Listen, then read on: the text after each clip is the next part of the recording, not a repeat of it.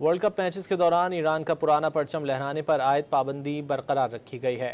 FIFA ने world cup के मकामात पर ईरान के इनकलाब से पहले वाला परचम लहराने से रोक दिया था।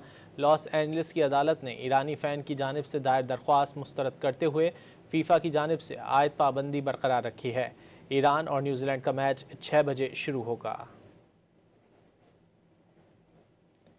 वर्ल्ड कप मैचेस के दौरान ईरान का पुराना परचम लहराने पर आयद पाबंदी बरकरार रखी गई है।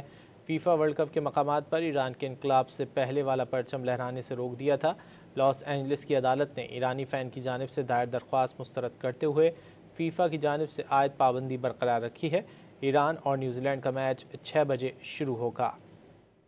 वर्ल्ड कप मैचेस के दौरान ईरान का पुराना परचम लहराने पर आयद पाबंदी को बरकरार रखा गया है। फीफा वर्ल्ड कप के मकामात पर ईरान की इनकलाब से पहले वाला परचम लहराने से रोक दिया था।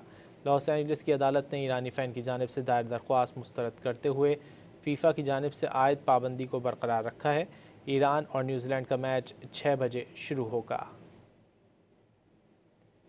वर्ल्ड कप मैचेस के दौरान ईरान का पुराना परचम लहराने पर आयद पाबंदी बरकरार रखी गई है, जबकि मैचेस के दौरान सिर्फ नया परचम ही लहराया जा सकेगा। फीफा वर्ल्ड कप के मकामात पर ईरान के इनकलाब से पहले वाला परचम लहराने से रोक दिया था। लॉस एंजलिस की अदालत ने ईरान फ़ैन की जानिब से दायर दरख्वास्त मुस्तरद करते हुए फीफा की जानिब से आयद पाबंदी को बरकरार रखा है। ईरान और न्यूजीलैंड का मैच 6 बजे शुरू होगा।